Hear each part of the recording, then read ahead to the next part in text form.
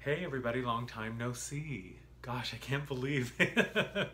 It's been so long since I have recorded a video.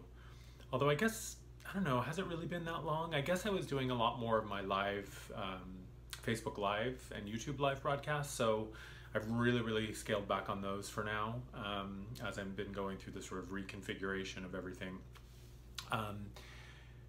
But it, for some reason, feels like it's been a long time since I've done a video, and I am doing this one pre-recorded, which is also a shift. You know, if you've been following me or if you look at my old stuff, everything in the beginning was previously recorded, and then I kind of moved into this live broadcast thing, which I still really enjoy. The primary reason that I'm not doing this live is because the internet connection here at my family's house is really bad. Really bad. In fact, I think the last live broadcast that I did a couple of weeks ago, I was in the office literally right next to the router, and the connection kept dropping. So it's just easier if I pre-record it and don't have to worry about the stops and starts. And since I'm using my phone, the camera quality is better, so it just looks better when it's pre-recorded. And you know, I'm gonna raise my hand and say, you know, my Virgo-ness, my desire for crystal clear perfection and precision, really appreciates it when it's not all pixelated, you know, and like 280p. So here I am doing a pre-recorded video for you. What I want to do before we start, so I just want to take a breath. And I want you to join me wherever you are, whenever you're watching this, it doesn't matter.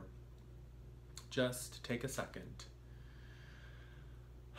and close your eyes and just be present. Whatever state you're in, whatever is going on in your life right now, wherever you are in your day, just be here. Be anchored in the moment. Take some breaths with me. Let's breathe in through the nose.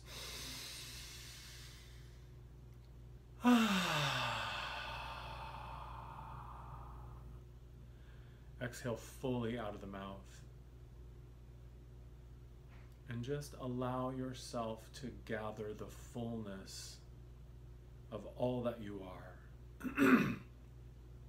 right here in this moment. Allow yourself to be present. Take a breath in through the nose.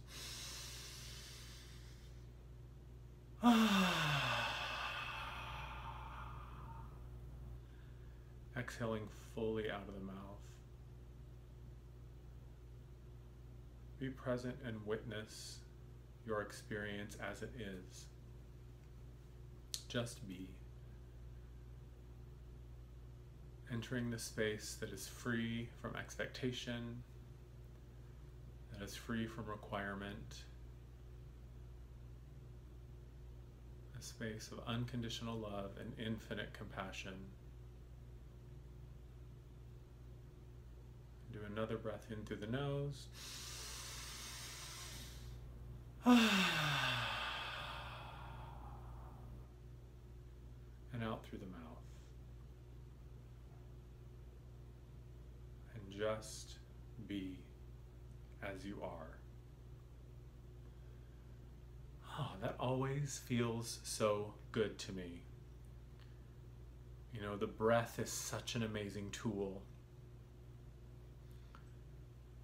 And it's very interesting because it's actually biologically near impossible to be in a panic state or an anxiety state when we have a slow, even, measured breath. And just the simplicity of being aware of the breath, nothing else other than just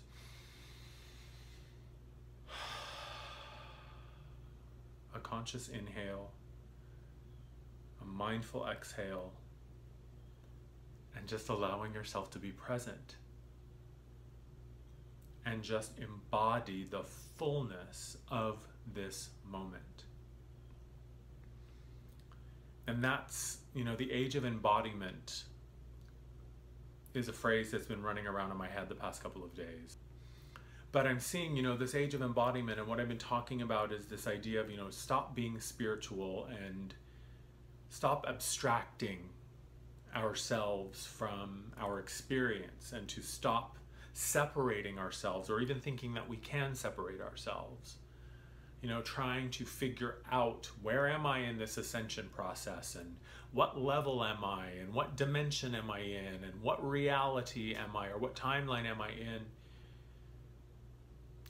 It's kind of like, the wave trying to figure out where in the ocean it is, because that wave is up and it's gone. And that presence of just being where you are. To me, that is the age of embodiment, the age of embodying the truths that we know. The age of being present in your fullness, your awareness, that infinite consciousness that is what we are. I am that infinite consciousness. I am the flow. So to stop denying myself, because I am always right here in my experience, wherever I am. I'm always right here. And that's the only place I ever am, is right here. The suffering of our experience stems from the belief, always stems from the belief, that our life exists entirely at the level of personality. When I believe that the only reality is what Andrew sees and perceives and touches and tastes and feels and smells, when I believe that that's it, that is like the most narrow bandwidth. That's like looking at the full spectrum of visible and non-visible light and saying that green is the only thing that exists. So when we embody the fullness of who we are as infinite beings, as infinite consciousness, as the field of infinite potential, we relax, and everything that stands as separate within us, we're all compartmentalized and separated within.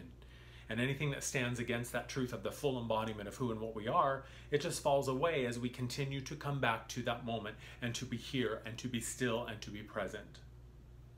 And whatever is here for me right now is my work, right? That's my duty. Do what's in front of you. Do what's in front of you. Be what's in front of you. Be where you are. Be what is within. There's it was one of the soul expansion calls over the past couple of months where there was this idea that was coming up about, when we're in the density, and I am going to talk about, sort of the third dimensional experience, when we're in the density of the physicality, and we believe that the only thing that's real is physicality, right? If I can touch it, if I can taste it, if I can see it, if I can smell it, if I can hear it, that's all that exists. And I am only perceiving this bandwidth of reality. We are contained within that experience. When I believe that this is all what defines me, then I am within the bubble of that experience, and whatever that experience is, happy, joyful, miserable, painful, suffering, excruciating, bored, scared, whatever, it contains me. And I see myself as separate within my experience. I see myself as abstracted from the one, from the whole, as a separate aspect, and it's just me in this cramped, tight, dense, difficult experience called life. And I may have some joyful moments, and I may have some happy moments, and it's not always going to be miserable or horrible, but it is this density that contains me. But as we expand, as I move my awareness to a place that lets me perceive that, oh, wait, there's more. There's more to it than I've been told, than I've been led to believe or allowed to believe. There's stuff that I can't perceive right now with my conscious mind. There's stuff that I can't touch or taste or smell or hear, but it's real. as I allow myself to move into that awareness and begin to shift my thinking, because a shift in thinking is the only thing that it ever is. And a shift in thinking is the only thing that's ever going to shift us as a being and as a species and as a planet. That's how we're going to save ourselves, is by shifting what we think. But as I move out of that dense, consciousness, that level of awareness, I begin to see that I am not contained by my experience necessarily. I can actually contain it. And when I contain it, when I allow myself to continue to expand and I move out of that low, dense heaviness of energy, and I move up into these higher, more crystalline, more open, lighter, enlightened, light-filled places, I begin to see something very different, that I contain my experience, that I hold it all within me, that everything is right here. It always has been me. It always will be me. And we begin to marry with our true essence, because as I expand up out of density, right, when I'm moving from, this is the bottom of the pyramid and this is my tiny little dense, I'm the peak of the pyramid and I'm supporting all of this and I think it's just me and it's so heavy and I'm so burdened and I'm so underneath and beneath and within my experience. But then as I move up that pyramid and I broaden my perspective and I widen my perspective and I see that, oh, this is all me. This is all me. And I can perceive it from down here if I want to, but I can also perceive it from up here. And when I perceive it from up here, I see that that little point down there at the bottom, that's still me, but it's not all that I am. So as I embody this, amazing things begin to happen. And what I'm seeing in my work and in my own experience, I'm going to share this experience with you. This was a really weird thing. I have to say, one of the strangest experiences I have had in my life. At least in this one. So when I was a kid, I was obsessed with Stephen King. I loved horror, I loved fantasy, I loved sci-fi. I still do. Not horror because I can't watch it anymore. It just freaks me out and it makes me a nervous wreck. But I still love it, and it was one of my favorite books. And I was so disappointed. I remember the mini-series that came out in the 90s with Tim Curry. Tim Curry was an amazing, creepy Pennywise. But it just wasn't that great. And so I've been super excited about the new movie version, and I think that Bill Skarsgård is super, super handsome and really strangely sexy, and I was really excited about the movie, and I wasn't gonna see it, but I was super thrilled that it looked as scary as it did, and it looked like, okay, this is gonna do some justice to this amazing book, because it was one of my favorite books of Stephen King's of all time. Anyway, so I was obsessed one day, this was last week at some point, and I was watching all these videos online, all these interviews and trailers and behind the scenes and all this, stuff about it. And so it was definitely present in my mind. But it was really creeping me out too, and it started to scare me. So I was like, okay, I'm just gonna step away from the computer and move on to something a little bit, less intense. That night I went to sleep. And in the middle of the night, I don't know what time it was sometime early in the morning, and I woke up terrified. Like my heart was pounding. I was terrified, and Pennywise was there in my room in his full snarling, scary horror clown, mode with the red balloon and everything, and I was petrified. I cannot tell you how scared I was. I have not been that scared in so long. And I didn't know what to do, and I was just there, and I was just aware of this presence in the room, and it was so scary to me, and I was terrified, and so I started to just go into soothing mode, right? Like I was trying to sort of soothe myself, and I was running energy, and I was trying to sort of distance myself from this fear. And I was trying like hell to untangle myself from it, and I very clearly got the message that said, no, Andrew, don't fight it, don't resist it. Because resistance is engagement. Just be present. Just be in the fear. You don't have to engage it, right? Just be in the fear. Be like you're sitting in a hot tub or in a swimming pool, and just be in the fear. And just be there. And I was so scared, and my heart was pounding, and I was really, really freaked out, and I didn't want to open my eyes. And so I just sat there, and I allowed myself to be present in the fear. And it felt like an eternity. It was probably 45 seconds, if that long. but it felt like an eternity of being in this petrifying, paralyzing fear. And I finally just let go. And I said, okay, I'm present in the fear. I am in the experience of fear. But I don't have to engage it. I began to realize I don't have to engage it. I can be in this presence of fear and I don't have to resist it, because resistance is engagement. I stayed in my body. I don't have to act from it. I don't have to let it do anything other than just be where I am. And the more I allowed myself to be within the fear, and the more I allowed myself to just be present, suddenly I felt myself expand within it. And I just felt my energy naturally begin to expand back to its natural state. I went from this contracted, fearful, and I didn't have to do anything. I just allowed it. And suddenly something shifted, and I engaged this presence of fear, and I spoke to it, and I said, Pennywise, you don't have to be scary anymore. I said, you don't have to be the nasty bad guy. I said, I forgive you. I said, it's okay. You can just be. You don't have to play this role anymore. And something suddenly shifted, and all of a sudden there was this, like, it was like the air had just been let out of a balloon. Like there was this deflation of that field of fear. It just collapsed. And I said, lay down in bed with me. Lay down. The bed's big. It's comfortable. You clearly need a break from being the, the terrorizing clown, presence of fear that you are. And just lay down. I forgive you. And it was like this peace and this calm just came into the room, and suddenly the fear was gone. And underneath that was this deep sadness and this profound regret of a longing from this being, this presence of fear just had this pure desire to be seen as the divine light that it is. It didn't want to have to play the fear role anymore. It just wanted to be seen as the divine being that it was, the divine being that chose to play the role of the terrorizer.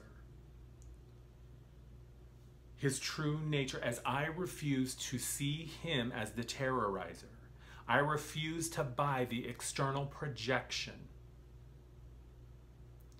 And I saw past that. I insisted on his divinity. I insisted on his greatness, to see him as he truly is, which is a spark of divine, like all of us.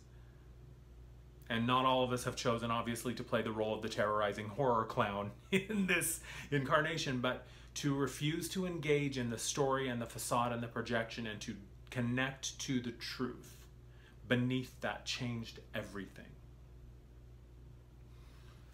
And the key for me to that was staying in the body. And I'm going to talk a little bit more about that, staying in the body. When I know that I contain it all, and as that fear collapsed, suddenly my field expanded, and I held it all within me, and I thought, oh, man, that changed everything for me, because now fear is not something to be afraid of. I have been through this paralyzing experience of fear. It was terrifying. And I didn't succumb. I didn't crumble. My life didn't end. I didn't die.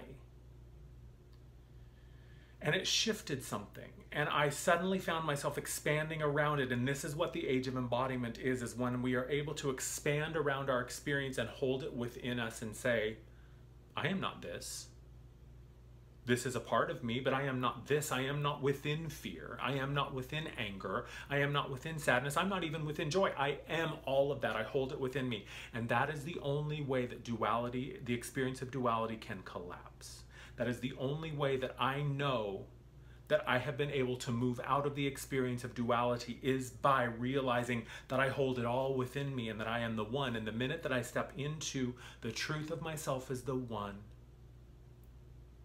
the experience of duality collapses. And it all merges, and I see myself as the container for all of it. And the key is staying in the body. And when I mean stay in the body, remember how you felt at the beginning when we were doing those breaths and we just felt ourselves as present. When we feel ourselves in that place, in that alignment, in the connection to all that we are, and we feel that expansion, and then something comes up. whether it's an external thing like, you know, a friend or something on the news or something in my awareness or a coworker or, you know, Pennywise in your room trying to scare you.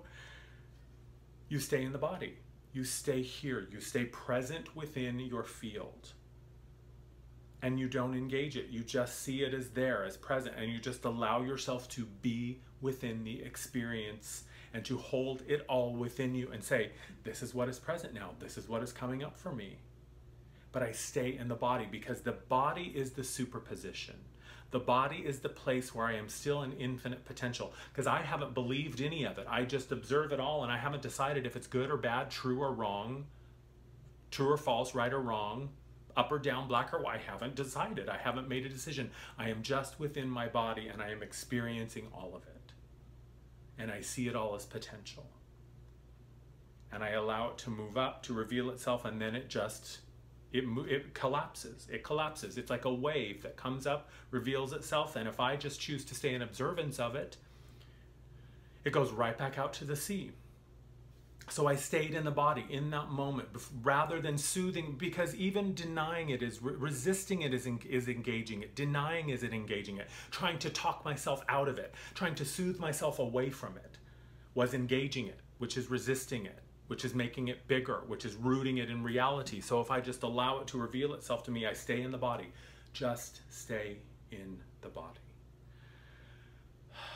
Use the breath. And I am seeing this in the energy work, the energy sessions. Being back at doing these has been amazing. And they're so beautiful to see the clients that are coming to me, that they're having these experiences of this stuff just rising up and collapsing. Old barriers, old stories, old patterns, old behaviors, old beliefs, old, you know, aspects of personality even are just deflating. Because when we allow ourselves to create this space and we enter into this space where we build a bridge and open up for our true self, our expanded self, what I've been calling the whole self. When we open up and allow ourselves to merge with the whole self, right, that pyramid, we allow ourselves to open up down here when we're at the base of that pyramid, that little, you know, that little spot at the tip of the pyramid that's holding it all up. And we open up and allow all of it to descend into our fullness. And we just contain it all. And it is this merging with the true essence that is spectacular to witness and so amazing to see the efficiency with which these shifts are happening. It's spectacular. And that to me is what the Age of Embodiment is all about. The Age of Embodiment is the story of what happens after Dorothy got back from Oz. What happens when Neo realized he was the one and he was able to come back into the Matrix and bend his experience to his will. What was Dorothy's life like when she realized that she'd had the fucking ruby slippers on the whole damn time? So that's what I wanted to share with you today. I'm going to be in LA coming up this weekend. I think my event is full, but you can go to House of Intuition LA dot, oh gosh, what is it? House of Intuition, let me look it up real quick. So, sorry, yeah, houseofintuitionla.com. And you can click on the events at the bottom. Or you can call them directly and see if there's a waiting list. I think it's fully booked. I think my sessions are fully booked as well, but I'm super excited to see those of you who are gonna be in attendance. A lot more to come because I'm landing in San Francisco mid-October, and I'm hopefully going to be coming back and forth between San Francisco and LA doing a lot of work. I've got a lot of exciting things I'm working on. Things are so great right now, and I really, really appreciate you tuning in and taking a listen. I'll put all of the links in my bio or the description below so you can, you know, any information that you want, I'll put it in there. And that's it. Thank you guys, as always. I love you. Talk to you soon. Bye.